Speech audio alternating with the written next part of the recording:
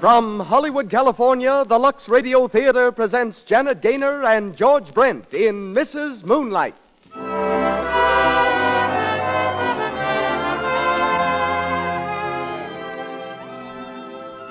Lux presents Hollywood. The Lux Radio Theatre comes to you with the good wishes of the makers of Lux Flakes. It's made possible because you buy Lux Flakes so regularly. This year, more than ever, you need Lux because it's a Luxable year. Stores are full of the new cottons, smart and crisp as iceberg lettuce, rayons and silks and many new textures. They'll all stay new-looking longer with Lux. Give them the safe care you give your underthings and stockings. Just one washing failure may wreck a clothes budget, you know. Let me put it this way. It pays in dollars, and it costs only a few cents to use Lux for everything safe in water. Remember, a little goes so far. Lux is thrifty. It's a different type of play we bring you tonight, a most unusual romance of a girl who wished she might never grow old, and whose wish came true. Janet Gaynor and George Brent are the stars of Mrs. Moonlight. Louis Silvers directs our orchestra, and Dr. Walter B. Pitkin, author of the famous bestseller Life Begins at 40, is our special guest. And now, the producer of the Lux Radio Theatre. Ladies and gentlemen, Mr. Cecil B. DeMille.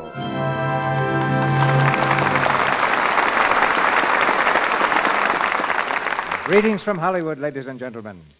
I want to join with Melville Ruick in thanking you for your loyal support. You who listen to this program are partners in the Lux Radio Theatre. It's for your pleasure that we produce these plays. It's your preference that helps select them, and your purchases of Lux that make this theater possible. Traveling across the country in connection with the opening of Union Pacific, I met a woman who asked me what she could do to express her thanks for the pleasant evenings that this theater had brought her. I told her the best way to show her appreciation was to buy the products behind the Lux Radio Theatre, Lux Toilet Soap and Lux Flakes. Those women in our audience who are not already using these splendid products, and I assume there are only a few, will thank me for suggesting their use. And we thank each and every one of you for your loyalty, which makes this theater possible. Some 400 years ago, in a newfound land called Florida, a Spanish explorer, Ponce de Leon, gave up his life on the altar of an age-old quest, the secret of eternal youth. And I doubt if there's anyone in our audience tonight who at some time or other hasn't wondered if there really was some fountain of everlasting youth.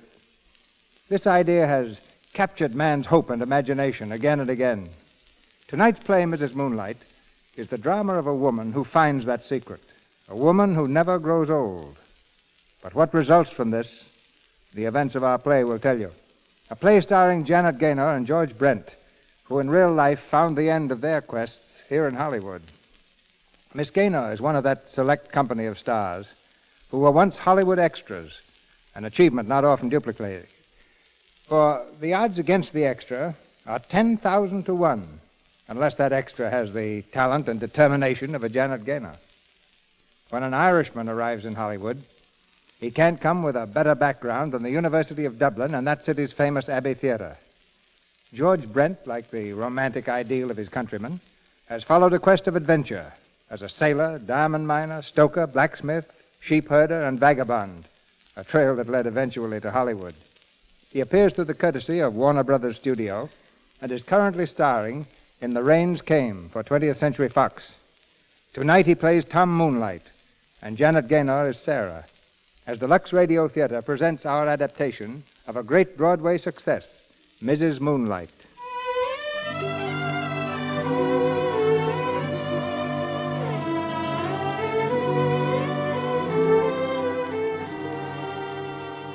Midsummer night in England.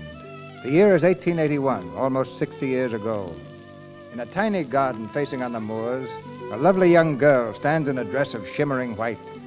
Her face is lifted toward the full, round moon, and her eyes are bright and shining, for tomorrow's her wedding day. But a dark cloud steals across the moon's face, and from the west comes the deep rumble of thunder. The girl turns, hearing a step in the shadows behind her. Edith? Edith, is that you? Yes. Whatever are you doing out here at this time of night, Sarah? Looking at the moon, and thinking how happy I am. Oh, it's going to rain. Only a summer shower. I don't like it. There's a queer feeling in the air tonight. Have you felt it too? It'll be too bad if it rains tomorrow. Oh, it won't. It couldn't. You mustn't tempt Providence, Sarah. I'm not afraid of Providence. I'm not afraid of anything tonight. I'm going to marry Tom Moonlight. And tomorrow, I'll be Sarah Moonlight. Isn't it the most beautiful name? Very beautiful. Edith, you like Tom, don't you? Whatever made you think I didn't? Nothing. Only sometimes when I speak of him, you seem to... Oh, nonsense. It's your imagination. You'd better come in now. In a little while. Tom's stopping by to say goodnight. But don't you wait up. My maid of honor must look her best tomorrow, too. My best is only a candle beside you. No one will even notice me. Edith. There's Edith Jones, the bride's cousin. What a pity she didn't inherit the family looks. Edith, what is it? Aren't you happy for me? Oh, you know I am, but perhaps I'm a little sad, too. Well, I'm going in. I don't like storms. Good night, Sarah. Good night. Sarah? Sarah? Yes, Minnie? What is it? I have a little something for you, Miss Sarah. Your wedding present. Oh, Minnie, how sweet. You do love me, don't you? I've waited on you since you were 3. People grow close with time, I suppose. Well, aren't you going to open it? My present? But I thought tomorrow. Open it now. It's more fitting somehow. Why? Well, it's a strange gift, child. It's called the Dreard. The Dreard. Oh, I'm sure it must be something very wonderful and very Scotch. It's been in my family for hundreds of years. Nobody knows where it came from first, but it's for you. A necklace. Oh, Minnie, how lovely. But why is it called the Dreard? I don't rightly know, but there's said to be magic in it. Magic? Aye, there's a legend. It's said that there's one wish granted to every owner. One wish that will come true. One wish. Sometime you may want something badly, Miss Sarah, with all your heart. It may be that you'll use it then. Sarah, Yes, Edith? your Tom Moonlight is here. Tom. I got away as soon as I could, darling. Oh, I knew you would. Look, I've had a present already. From Minnie. A necklace? Well, that's beautiful, Minnie. And there's a legend, Tom. It's not to be talked about. Oh, You must get to bed now, Sarah. It's growing late. I won't keep her 5 minutes. 5 minutes then, or I'll come get her myself. oh, Tom. Tom Moonlight. Do you know I'm very happy? My darling. So happy it frightens me. Fasten my necklace. I want to wear it. So you'll be even more beautiful? There. Well, that was close, wasn't it? How still it is after. How unearthly still. Perhaps the gods are standing gaping, surprised that any mortal could be so lovely. Tom, we must always be as happy as we are now. Nothing must ever change. It never will. Oh, if I could only be sure. You can. Our love will never change. But we'll change. We'll grow old, Tom. You won't like me to look old. I'll always see you just as you are now, Sarah. Just as I married you. As I am now. There, you see? What? Oh, Tom, if you ever stopped loving me, I should die. Stop loving you? When I die, Sarah, and not even then. Our love is forever. Oh, it must be. It must be. It's late. Kiss me goodnight. The last time I shall ever have to leave you. The last time. Good night, my darling. Good night.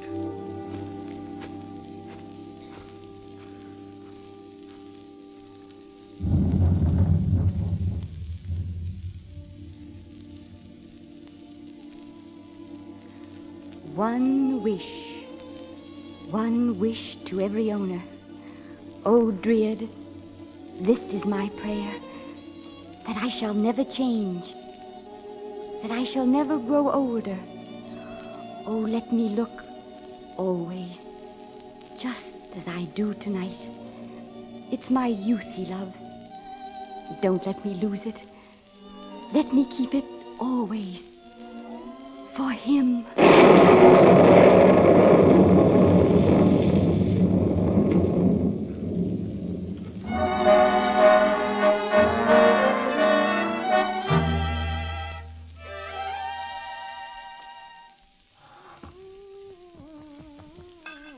Minnie, do you have to do that dusting right under my nose? If Mrs. Moonlight's cousin's coming, I can't have her see dirt. Well, why didn't you do it this morning? I was busy elsewhere this morning. Well, if you've finished, then run along. Well, don't stand there watching me. After 9 years, surely I'm nothing to stare at. I was just thinking that a Scotsman wouldn't forget his wedding anniversary. I did not forget it. Mrs. Moonlight's gift is being delivered any minute. And why aren't you looking after my daughter as you're supposed to do? Do you mean Jane? Well, who in the world do you suppose I mean? She's with her lovely parent, she is. Do you mean Mrs. Moonlight? Who do you suppose I mean? Minnie, you're a disagreeable old woman. I've been thinking seriously of giving you notice. Away with you. Consider yourself lucky to be living in the same house with us. With us? With Sarah Moonlight and me and wee Jane. Oh, creature, answer the bell. It's your poor wee gifty, I expect. And it isn't poor and it isn't wee. Good afternoon, Minnie. It's Mrs. Moonlight's cousin. Good afternoon, Thomas. How are you, Edith? Nicely, thank you. Where's Sarah? She's with Jane. Oh, Minnie, will you please inform Mrs. Moonlight that her cousin is here to go to the band concert with us? She doesn't have to. How are you, Edith, dear? Many happy returns of the day, Sarah. Here's my present. Oh, how nice. What is it? I'm afraid you won't like it. I'm sure I will. Oh, a shawl. Oh, I mean, but what a lovely one. Yes, I knew you wouldn't like it. Oh, but I do, Edith. No, you don't like it because you think shawls are only for old people. Oh, how absurd. You think too much of your age, both of you. Do you think I do, Edith?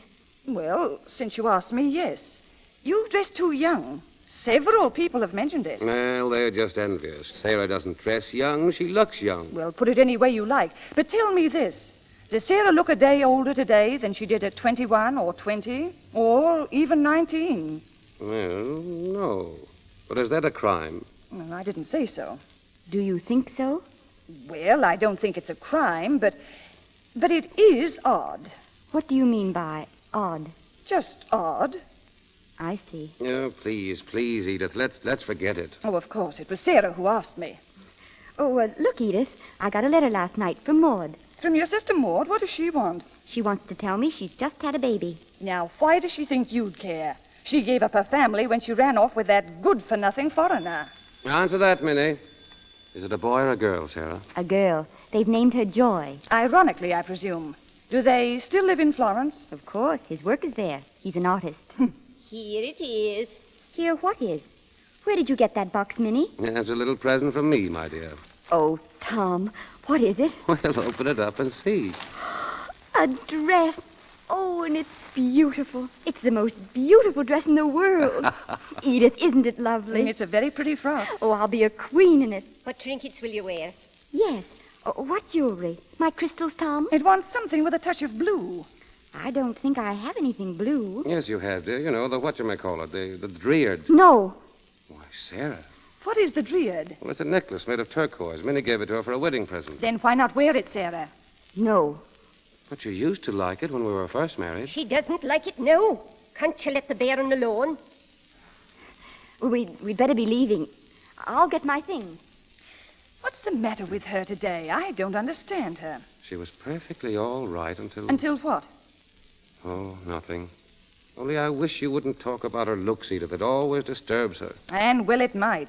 She ought to do something about it. Do? What can she do? She looks young, that's all. Well, all I can say is it's very strange. You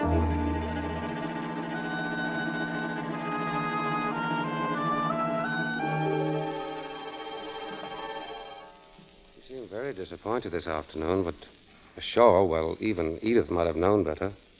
Tom. What is it, dear? I've been meaning to tell you. You must be very, very nice to Edith. Well, I am. Why? You see, Edith's in love with you. Ah, don't be silly. It's true. She always has been. That's why she seems bitter at times. Well, I don't believe it. She probably respects me, but I don't think any more than most other women. Yes, I suppose they're all in love with you. Except me. You? Why, you adore me, Mrs. Moonlight. I don't. I love you. Dear Mr. Moonlight. As much as ever.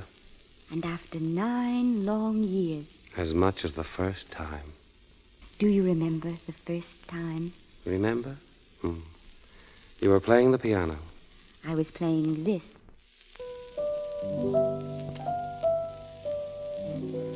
May I sit beside you, Mrs. Moonlight? Tom, don't. But I must kiss you. I can't help myself. Mr. Moonlight, what a way for old married people to behave. Old married people. Why, go over and look at that old married lady in the mirror. I look my years, Tom. You don't, of course. Oh, Tom. And it's my belief that you never will. Oh, please don't say that. Oh, Sarah, you've got to get over that silly fancy. Oh, I can't. I'm frightened. Frightened? Supposing someone should be born who never really did grow any older. What would happen? Well, she'd probably make a fortune in a freak show. Oh, please be serious. Oh, how can I be serious about such nonsense? But just supposing, what do you think would happen? Well, in olden times, she'd probably have been burned as a witch. And nowadays? Nowadays, we have other ways of dealing with witches. Less crude, perhaps, but just as nasty. Why, Sarah, you're trembling. Tom, once I prayed above all things that I should never grow older, look older. I thought you'd stop loving me if I did. Now I think you'll stop if I don't. But you will, darling. Of course you'll look older in time. You'd rather I did? Well, yes, I think I would, but there's quite enough that's miraculous about my wife without that. Oh, it sounds foolish when I talk about it to you, but not when I'm alone. Sometimes I feel I'm going mad and can't stand it any longer. You see, it's growing stronger, not weaker. Every year for years, ever since we've been married. Sarah. Oh, do you think I'm just fanciful? That's all. And you'll always believe, whatever happens, that I love you, won't you? Yes, dear. But nothing can happen. In fact, I promise you that in the morning you look 102. Now, come, darling. I think it's time you went to bed. In a little while. I'm not at all sleepy. You'll come up soon? Yes, soon. Then kiss me goodnight. Good night, my darling. And remember, I love you, Mr. Moonlight, very, very much.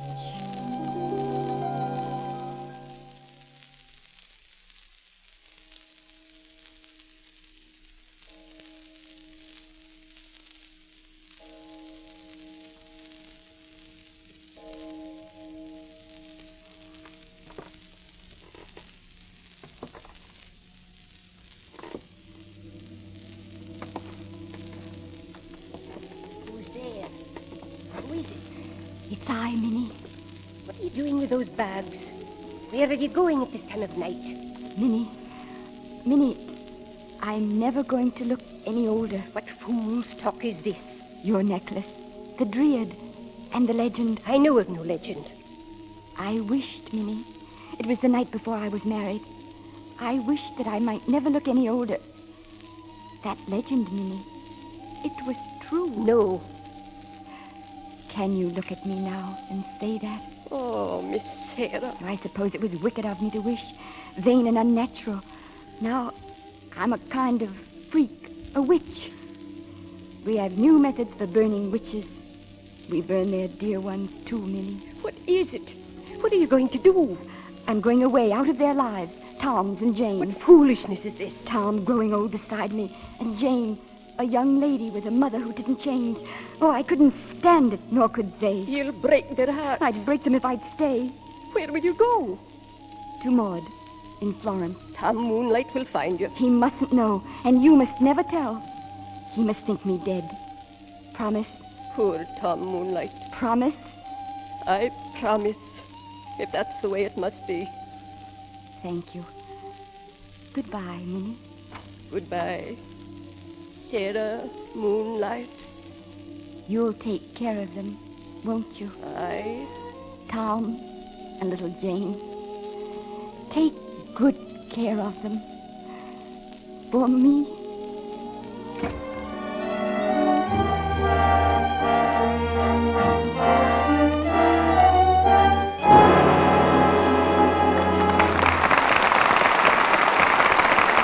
The curtain falls on Act One of Mrs. Moonlight, starring Janet Gaynor and George Brent.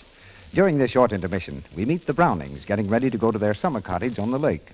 Come on, girls. Help me finish this list. What list, Mother? Things we've got to get on our way through the village before we reach camp. Okay, let's see what you've written down.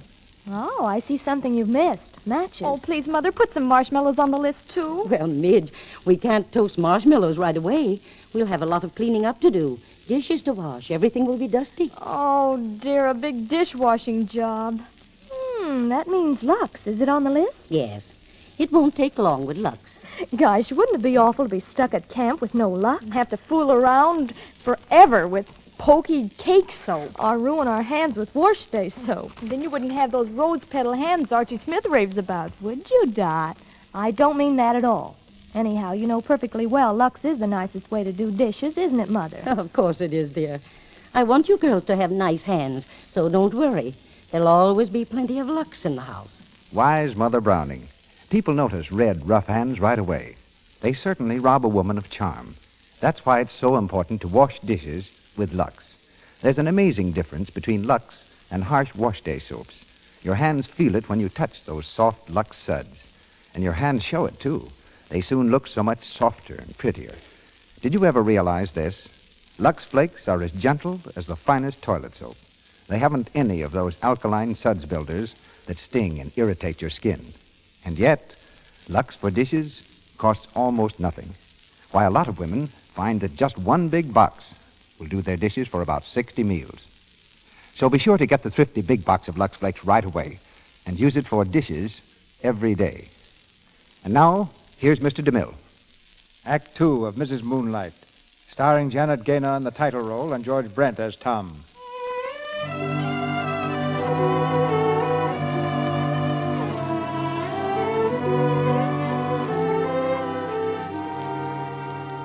"17 years have passed since the night Sarah Moonlight fled from her family because she knew she could never grow old. Unable to find a trace of her, Tom Moonlight has picked up the broken threads of his life. He's been married for many years to Sarah's cousin, Edith, and is enjoying a middle-aged happiness. Jane, the young daughter Sarah left behind her, is now a woman old enough for marriage. One of her suitors, Percy Medling, has come to call. In the living room of the Moonlight home, he leans toward her, a desperate look in his eyes. You're not listening, Jane. Of course I'm listening, but can't you tell me some other time, Percy? I'd rather tell you now, Jane. But we're expecting a guest. Minnie's gone to the station to meet her. Yes, I know, but... It's a brand new cousin. You mean a baby? Oh, no, silly. She's only a year or two younger than I.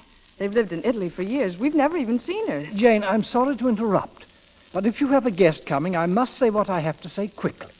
Now, as to my present occupation, engineering is quite a respectable occupation, and the firm is well established and an old one. Furthermore, my father would be regarded by many people as being, so to speak, in a very comfortable position. Percy, are you proposing to me? Well, yes, I was coming to that in a moment. May I advise you, Percy, the next time you want a girl to marry you, just say, Jane, I love you. Unless, of course, her name is Mary. You mean it's no good, then? I'm afraid not, Percy. You see, I don't love you. Oh. I'm very sorry, Percy.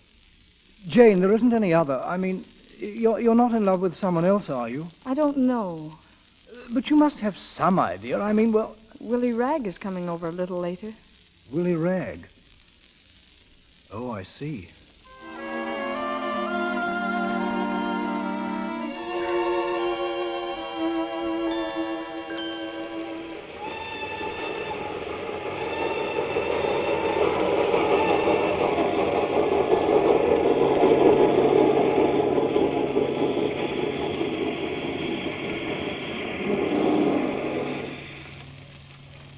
Guess that's your guest, Minnie.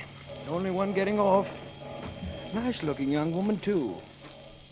Yes, that's her. Sarah. Miss Sarah. How are you, Minnie? Sarah Moonlight. Let me look at you. Come into the light. No, I haven't changed, if that's what you mean. Still young, still a girl. Only in looks, Minnie. Not in my heart. Oh, my poor darling. Was I right to come? I had to see them again, Tom and Jane. But they won't know me, you promised. They'll think that you're Maud's daughter Joy, who resembles her aunt, Sarah Moonlight. To them, Sarah Moonlight has been dead for 17 years. And ghosts don't often come back, do they? No.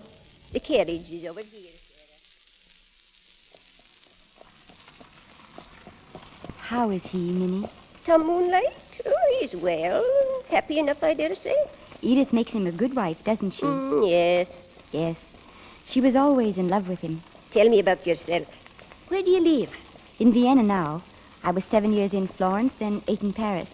People begin to wonder after a few years, so I have to keep moving on. You have money enough? Money enough for me. My music helps. Pupils and concerts. And it's good for me. There's no time to feel sorry. Or to think of him. And Jane, Minnie. What is she like? My Jane. Like you, mostly. I suppose she'll be marrying soon. Very likely. There are 2 young men. Very nice young men, I hope. Percy Middling is. And Willie Ragg. Well, him you can judge for yourself. He'll be at the house, most likely. You're late, Willie. The 3rd time this week. Late again. Willie left his little Jane, but Willie soon came back again. I made that up on my way. Jane, you haven't kissed me yet. You haven't asked me. Please, Miss Moonlight, may I kiss you? Yes, you may. Twice. Once. Twice. Where have you been? I've been to Newmarket. Oh, have you got the job? No, but I probably shall, or something else. Oh, Willie. Now, there's nothing to worry about. Oh, but there is. You know how Father feels. He says you're irresponsible. Irresponsible? I? It's blasphemous. Oh, I say, he can't hear me, can he? No. Good. And if he won't give his consent, I'll marry you without it. Oh, Willie, please be serious. But I am. Oh, we thought you were alone, Jane. Come in, Father. Come in, Mother. How are you, Mr. Ragg? Very well, ma'am. Good evening, sir. Good evening. Has Minnie returned yet, Jane? No, Father. Well, I think I'll meet her on the road. Oh, please, sir, if I might have a word with you, sir. A word with me? I think you know what it's about. I have an inkling. I'm going to marry your daughter, sir. Oh, yes? Oh, Father, Willie doesn't mean it quite like that. Mr. Ragg is a bit blunt. I believe in speaking out, sir. A fine quality, and I believe in it, too. I also believe, young man, that at the present time you have no position or any prospects of one. Under those conditions, I don't quite see how you can speak of marriage. I regret your disapproval, sir, but I must tell you that I won't let it stand in my way. Really? Willie, don't say any more. Father, you don't understand. Evidently not. Tom, wait. Minnie is here. I'll speak to you later, Mr. Ragg. Well, why doesn't she come in? Minnie! Your visitor is here, Mr. Moonlight. Come in, Miss Joy. Good evening. Oh. Why, she's the image of... Tom, don't. How are you, my dear? I'm very well, thank you. I am your Aunt Edith. And this is... This is Mr. Moonlight. Yes, we're very happy to see you, Joy. Thank you. This is my stepdaughter, Jane. I've been looking forward to your coming. Jane. What? What's the matter, dear? Well, Mother, she's so pale. Well, she's tired out. She's had a long journey. Yes. Yes, a very long journey.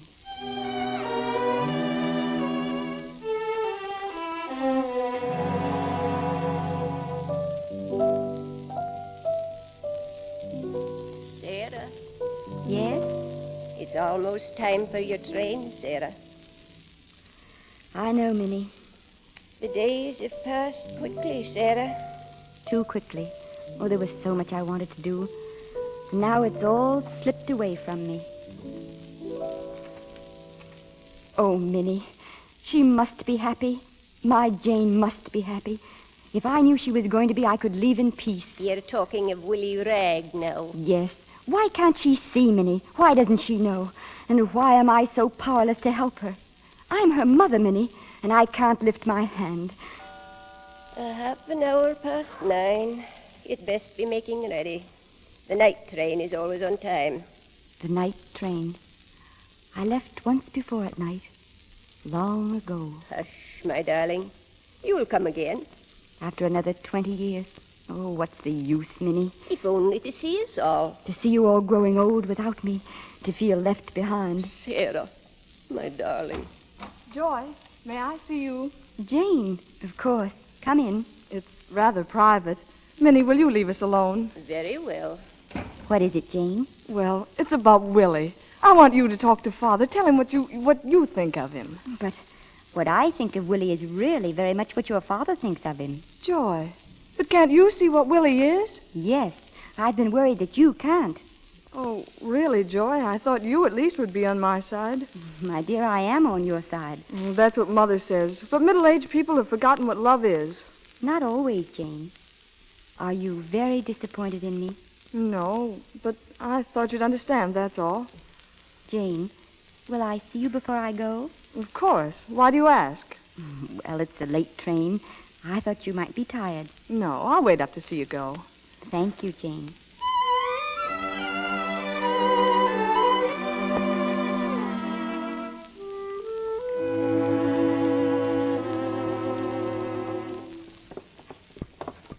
Hello, Jane. Is that you? No? Oh, Miss Joy. Do you want her, Mr. Ragg? I'll call her down. No. Not yet. Come down yourself. Oh, this is a bit of luck. Finding you alone, I mean. I'm afraid I'm rather busy. Oh, I say, I've been waiting 3 weeks for a chance to talk to you. You mustn't dodge me now. Not on your last night. Do you know, Joy, that you're a very beautiful creature? You really think so? Oh, now, don't be modest. If I didn't have Jane, I might go clear over my head. Oh, thank you. May I sit beside you? Certainly. Why? Well, why does a fellow ever want to sit beside a pretty woman? Usually because he wants to kiss her. That's why. Why did you do that? I don't know. I've been wanting to ever since I first saw you. Are you angry? I'm not sure yet. Have you forgotten Jane? Of course not. I adore Jane, but... But what? Well, hang it all, I'm not married yet, you know. And if you are angry about my kissing you, I can only say, I'm sorry. I didn't say I was angry. I may not be angry at all. You know, Joy, you're a strange girl. Yes, I am. You're not like any of the girls I've known. You're different. I want to see you again, Joy. You must let me. I'm going to Paris. I'll follow you. Where will you be? What address? Please tell me. Numéro 82. And the rest? Rue d'Alger. Rue d'Alger. Hadn't you better write it down? Do you think I could forget it? Joy, listen, I can't leave tonight, but I'll follow you. Look for me. Would it be rude if I asked to come in? Jane, I didn't hear you. Perhaps I walked too softly. Believe me, I didn't mean it. I was just telling Joy goodbye. Was that it? Of course. Well, I really must run. Goodbye, Joy. And goodbye, Jane. Darling. See you tomorrow. Night. Jane. Jane, dear. Don't come near me. Don't touch me. You're vile. Jane, don't say that. You are. You're vile. You're unclean. I heard you. I heard everything you said. Now go on. Go to Paris. Wait for him there. He'll make you very happy, I'm sure. But at least he hasn't the chance to make you unhappy. You see Don't now... speak to me. I hate you. I hate you. Jane. Father, make her go. Make her leave. Get her away from here. Jane, what is it? I can't bear the sight of her, I tell you. Are you mad? She wanted Willie. Well, she may have him. And you needn't worry any longer about me, Father. I'll marry Percy just as you wanted. I'll marry Percy Middling and be miserable all my life. Now are you satisfied? Joy, I'm sorry for this. I'm sure she's just upset, that's all. Oh, please don't be polite. Well, I'd better leave. I'll miss my train. Are you disappointed in me? I don't even know the facts. Jane told you. I've stolen her young man. But I didn't want him. I'd rather have Jane's love than anything in the world. Then why did you do it? You were against the marriage. Certainly I was. I knew they'd never be happy. So did I. Did you? And there's talk about Paris? He wanted to follow me. I gave him the wrong address, a made-up one. I only wanted Jane to see what he was really like. Why, you funny child. When Jane is over this, will you tell her what I've told you? Of course I will. Promise? I promise. Mr. Moonlight, are you happy? Yes, of course. Why? I knew you were really. I just wanted to hear you say it. What a strange, strange girl you are, Joy. You're the second person who said that tonight. Oh, there's my carriage. I don't want to go back. I don't want to go yet. You may stay if you want to. No, I can't. Goodbye, Mr. Moonlight. Goodbye. I shall miss you very much, Joy. You're very much like someone I once knew. Someone I loved. Dear Mr. Moonlight, will you kiss me goodbye? Goodbye, dear. Come soon again, won't you? Soon, perhaps. Perhaps.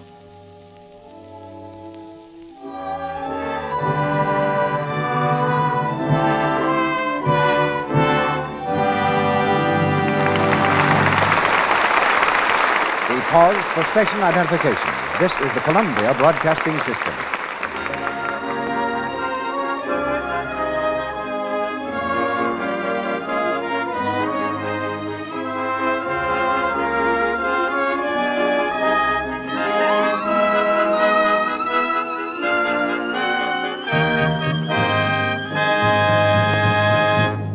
You have just heard Act Two of Mrs. Moonlight, starring Janet Gaynor and George Brent. During the intermission, we present a very famous guest. But first, a piece of news about a penny. Do you know what a penny a day can do for your hands? Here's what I mean, and see if you don't think it's a beauty bargain. About a penny's worth of Lux will do a whole day's dishes. Yes, for about the price of a penny postage stamp, you can use gentle Lux, as beauty experts advise, to help your hands stay soft and white. If the water is hard, just a little extra Lux will soften it and give you an abundance of suds.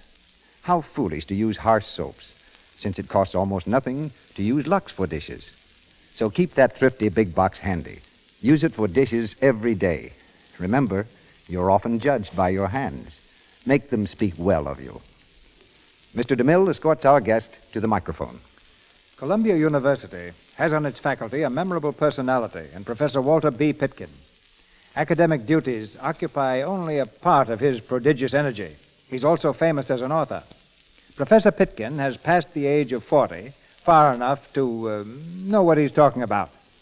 He decided that middle age and old age were nothing to dread. So he wrote a book about his discovery with the challenging title, Life Begins at 40, which held a place among bestsellers. The author of this book should have some interesting comment on the problem of Sarah Moonlight. So from New York City, we hear Professor Walter B. Pitkin. Mrs. Moonlight in our play tonight is indeed a very unusual character. Yet her wish is the secret wish of every man and woman since the beginning of time. The desire for perpetual youth lies deep in the hearts of every one of us. We think it's the road to perpetual happiness, and yet how wrong we are in our wishful thinking, and how pitiful the consequences. Think of the matron of 40 who tries to be 20. Think of the dowager of 60 who tries to be kittenish. If they only realized each age has its own special loveliness. How delightful is the charm of a 5-year-old. But would you want to be 5 forever? And how rich and beautiful the charm of a 70-year-old grandmother. I agree with Samuel Butler that youth is a greatly overrated season, like spring, occasionally sunny, but usually full of raw gusts. Youth is lovable but immature. But middle age and old age are as deep as character, and character can be as deep as the universe. Nature is always moving forward. If you attempt to stop the march, you die, mentally and spiritually. Life insists that we grow, that we live each new day as it comes, reaching out to accept new responsibilities and new experiences. And it is those enriching experiences that give us beauty and charm and keep us young and alive. People who keep up with the times, people who never try to stop the clock, people who refuse to be perpetually 20. They are the ones who know that life is just beginning at 40. We cannot condemn youth and its lack of wisdom, but we do condemn age, which refuses to accept its own rich rewards. And now let us return to Mrs. Moonlight. I don't know how this play turns out, but I do know that Mrs. Moonlight is basically a splendid woman. And I have faith that somehow she will be able to discover a solution to her problem and that she will find happiness. You show us that autumn has beautiful colors, Professor. In Hollywood again, we continue our play, Mrs. Moonlight, starring Janet Gaynor and George Brent.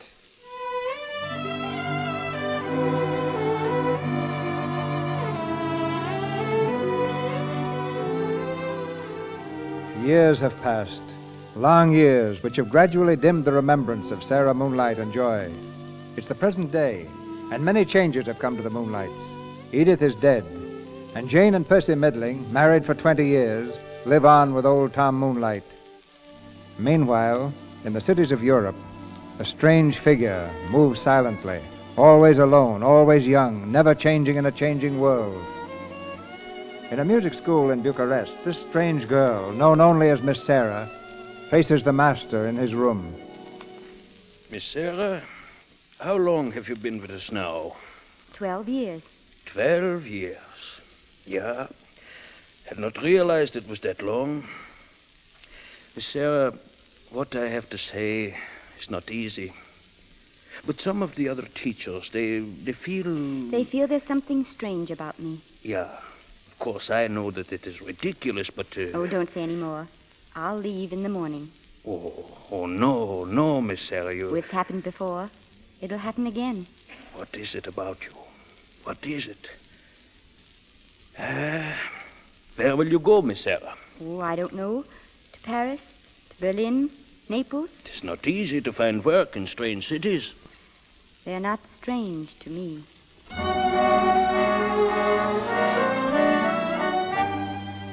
And you want to work here, Miss Sarah? Miss Sarah, haven't I seen you somewhere? I don't remember. It's a long time ago. I don't remember. I'm sorry, but I have nothing for you. Good day, senor.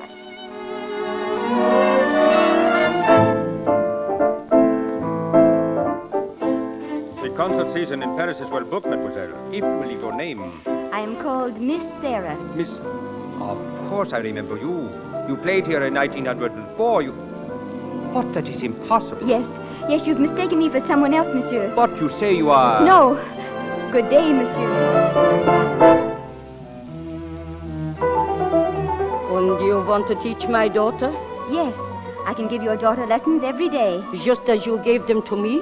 What? You gave me lessons, too? No. You did. When I was a girl. Oh, no. I remember. Miss Sarah. No.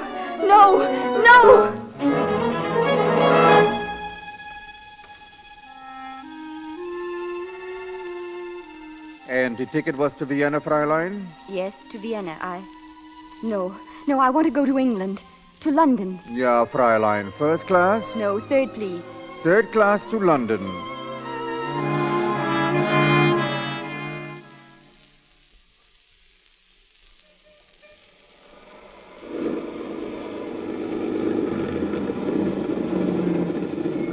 See you tomorrow, Peter? Right you are. Thanks for the lift. Oh, it's a pleasure. I say, Peter, is that somebody waiting for you? Where? That woman by your steps, looking up at the house. I don't know who she is. I've noticed her hanging around the house several times the last few days. Why don't you ask her what she wants? I believe I will. Goodbye, Greg. Bye. I beg your pardon, but are you looking for someone? No, not exactly. You look ill. Would you like to come in for a moment? This is my house. Your house. What is your Christian name? Why, Peter. Peter. Peter Middling. Your father is Percy Middling, and your mother is Jane. How did you know that? And your grandfather. Is he dead? No, he's not dead. Oh. Oh, here, wait a moment. Don't go away. Why, you're cold and ill. Come inside and get warm. Oh, no, I mustn't. Nonsense. Why, a hot drink will do you good. Come along now. Will you wait here a moment, please? Thank you. Mother? Peter, come in. I say, Mother, I've brought a woman into the house. Peter. Oh, no, listen. I think she's ill. She looks it. Who is the woman? I haven't the faintest idea, Father. But she knew my name and seemed to know all about me. She knew your your name? Oh, hello, Minnie. Why, yes. Who do you suppose it is, Minnie? I don't know. How could I? I'll go and have a look at her. I suppose she's a very beautiful, Peter. No. She's rather ragged and young like a girl. But her eyes are too big and, well, there's something strange about her. Come in, please. Thank you. Good evening. How do you do? Come and sit down by the fire. Are you Peter's mother? Yes, I am. Yes, I thought you were. You're very lovely. Would you like something hot to drink? And that is Percy nibbling. How do you know that? You mustn't ask me questions. Please sit down. Thank you. Well, I'm all right, really. It's just that lately I've had a kind of pain here in my heart. Peter, come and sit near me. You've got to tell me all about yourself. Are you at Oxford or Cambridge? Oxford. Like your grandfather. How did you know that? Who are you? Poor, puzzled Jane. I'm just an old lady, my dear, who's rather come down in the world. Old? Why, you're a girl. That picture on the table. It's Tom Moonlight, isn't it? Yes, it is. Was it just taken? This picture? That? Oh, that was taken a good 10 years ago. May I see him? Oh, I'm afraid not. He's very feeble. His memory's gone, and he really doesn't recognize people. He hasn't recognized any of us for months. Poor Mr. Moonlight. He hasn't really been the same since my grandmother died. Your grandmother? You mean Edith? Yes. Oh, I say, if you're an old friend of Grandfather's, perhaps you could come tomorrow and see him. She can see him now. Minnie, you brought him down? Father. Tom Moonlight. Who is that over there? Father. He doesn't know you, Mother. He's staring at her. Oh, my dear. I've been asleep. Yes, Tom. Has Edith gone? Edith? Yes, dear. She's gone. Well, that's good. I'm worried about Edith. Worried about what you told me this evening.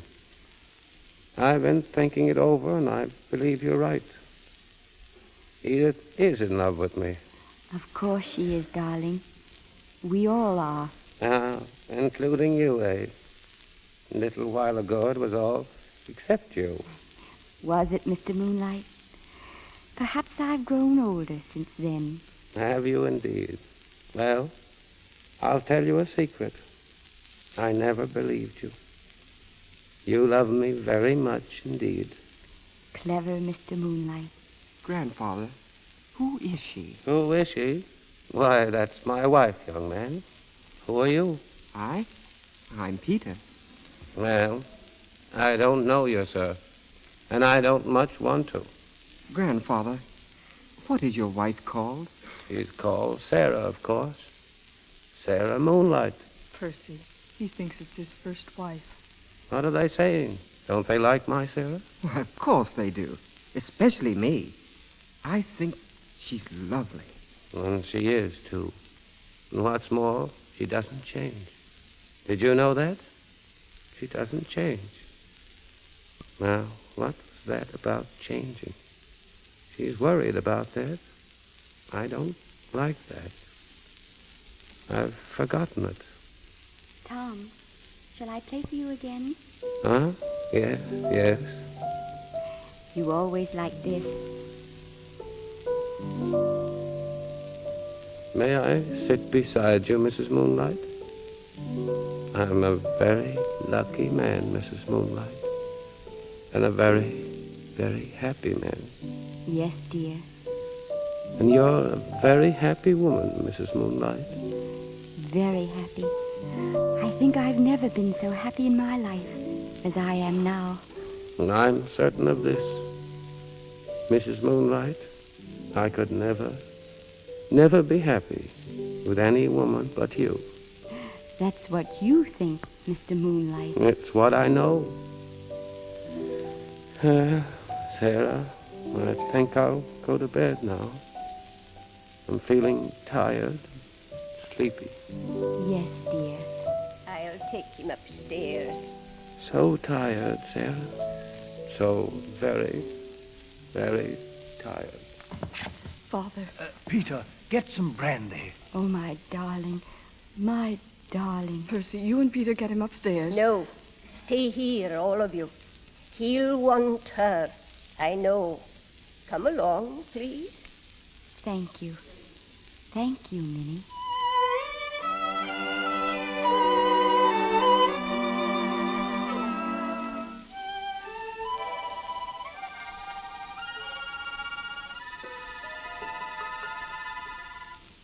She's been up there with him a long time. Over half an hour. Percy, I'm nervous. Oh, it's all right, my dear. Well, there's nothing to be nervous about, Mother. Why does Father think he knows her? After all, my dear, your father hasn't known anyone for months, and it's just as reasonable that he might think he knows this girl. No, there's something else.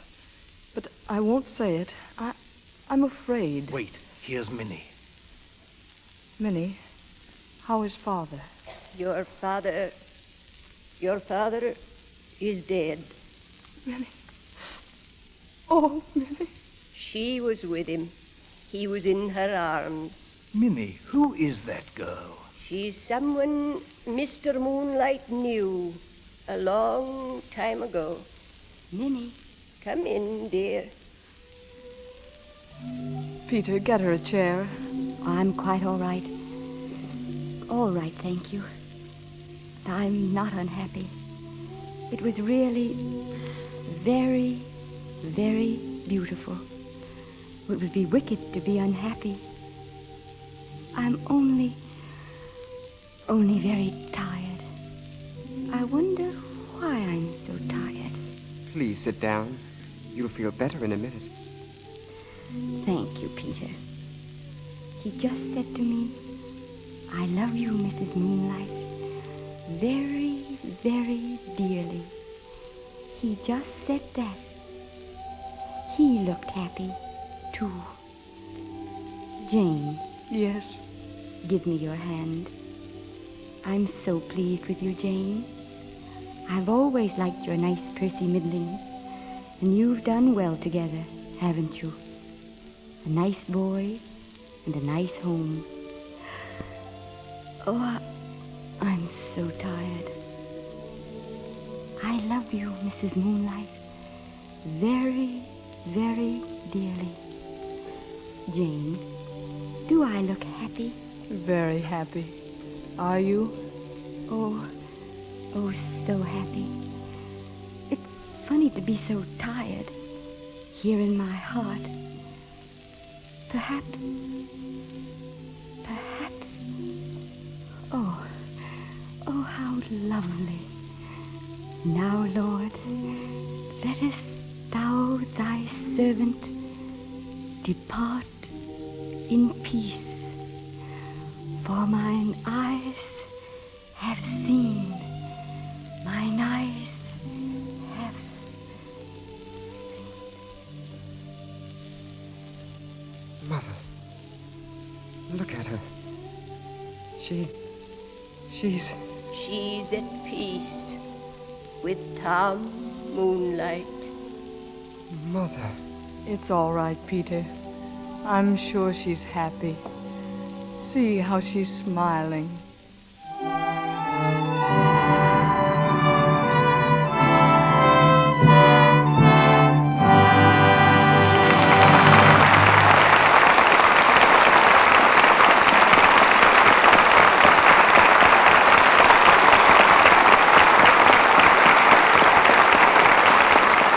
The curtain falls on Act 3 of Mrs. Moonlight, starring Janet Gaynor and George Brent. In a moment, our stars return for their curtain calls. But first, a timely word. Here we are at the beginning of summer, and that means vacation time, doesn't it? Vacation time for you, but not for your hands. Did you ever think of that? You're right, Mr. Roy. My hands work harder in the summer than in the winter, what with gardening, swimming, tennis, and... And housekeeping? Oh, yes, housekeeping, of course. My hands show it, too. Well, you're just the person I want to talk to. Now's the time your hands are busier than ever. They need special care.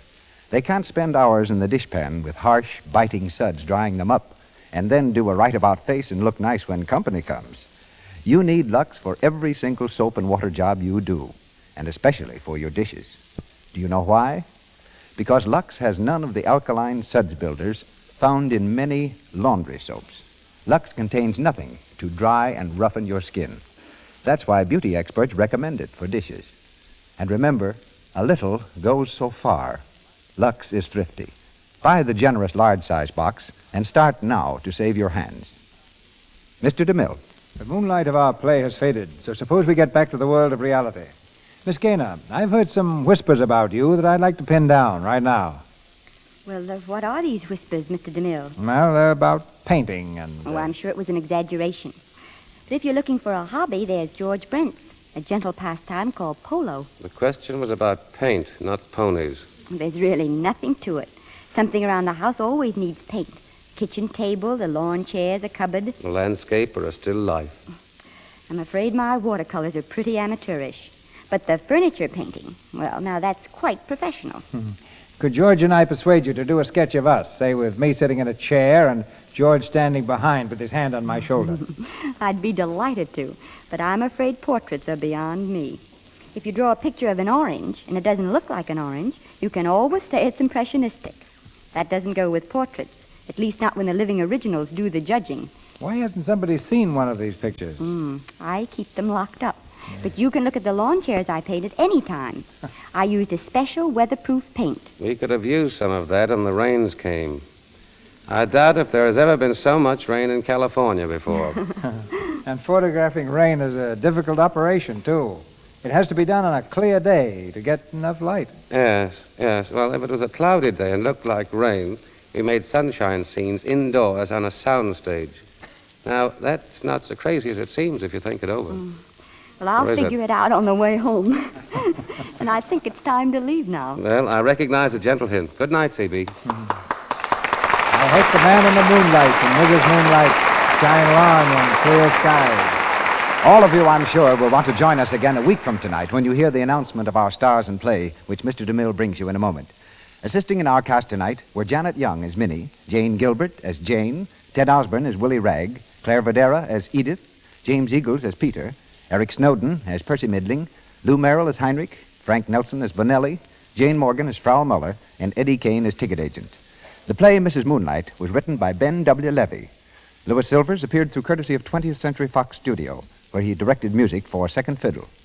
Don't miss the Lux daytime radio program, The Life and Love of Dr. Susan. This human and gripping story of a young, attractive woman doctor is brought to you every afternoon, Monday through Friday. For the time and station, see your newspaper.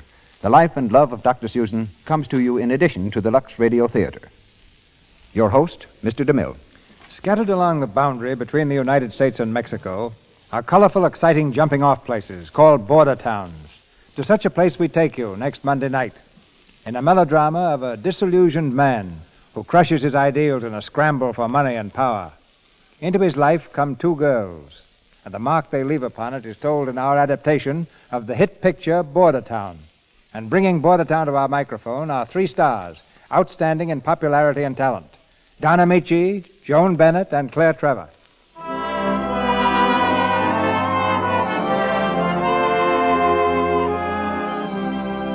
Our sponsors, the makers of Lux Flakes, join me in inviting you to be with us again next Monday night when the Lux Radio Theatre presents Don Amici, Joan Bennett, and Claire Trevor in Border Town.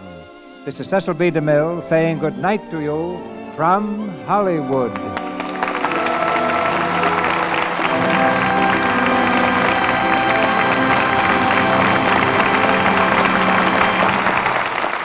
The announcer has been Melville Ruick. This is the Columbia Broadcasting System.